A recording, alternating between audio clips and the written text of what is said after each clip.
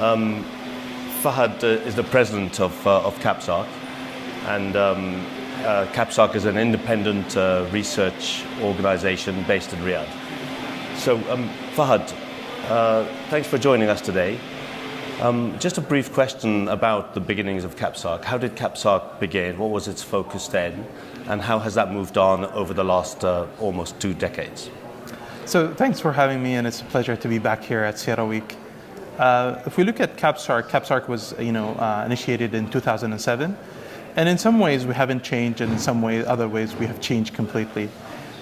We started as an advisory think tank that wanted to impact global policy making through evidence-based applied research. And so we continue to do this for the last decades or so. So that hasn't changed. However, the focus has changed. I think when we started, oil and gas and hydrocarbons were the main fuel, main energy source. In our bylaws, it mentioned alternative sources of energy, so that was renewable and nuclear.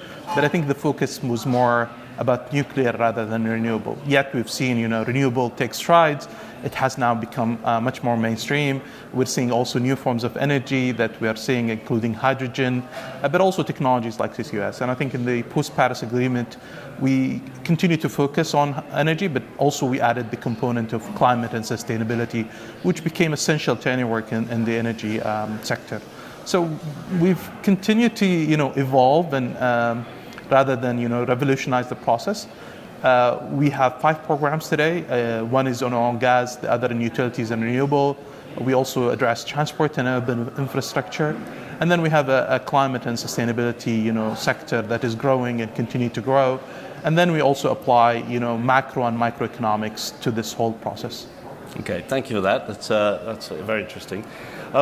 So, with the energy trilemma and the current volatility, what is your current focus of the research organization? So I think the focus has been mostly around the energy transition, but the energy transition is too big, and so we've been very focused on the issue of investment.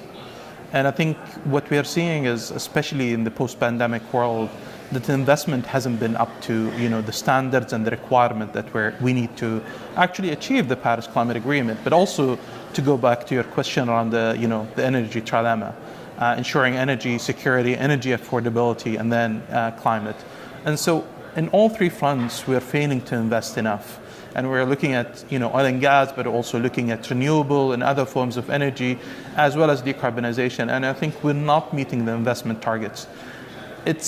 When we even look at the headline numbers, they're a little bit, deceiving, because we see, we're at 50% of the figure that we need. But if you exclude the US and China, then the gap is much bigger. And if you're looking at a region like the Middle East and North Africa, exclude the UAE and Saudi Arabia, which are leaders in this, energy transition, I think the rest of the region is falling behind. And I think that, drives the issue of investment.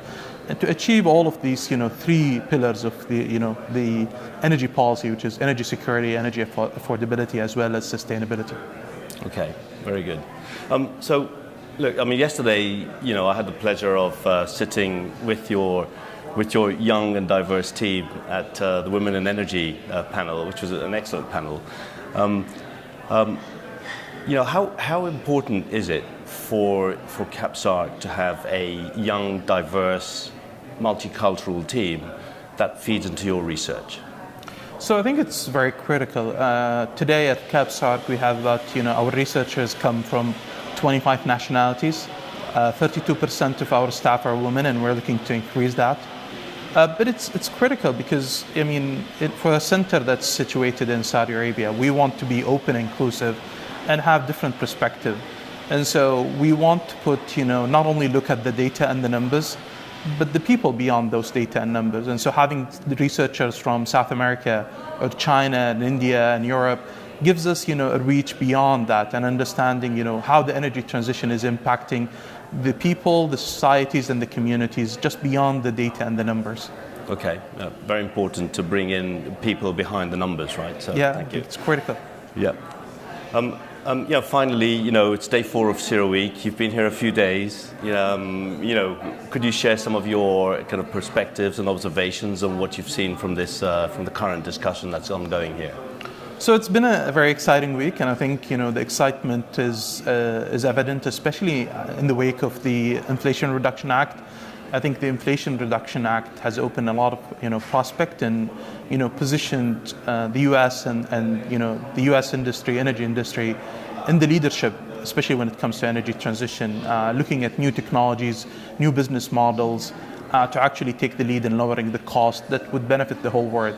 And so we look for other countries and other regions also to take the leadership. But I think there are also a few issues that we need to address. One of them is that investment. Mm-hmm. And again, I think the issue of investment, issues of normalizing and having the right standard and framework, especially when it comes to reporting emissions, measuring and verification, and making sure that we have the trusted transparency that is needed, especially as we head to COP28 and the plan that the UAE has about being inclusive and bringing the energy sector, especially oil and gas companies, into the discussion and being part of the solution. Very good.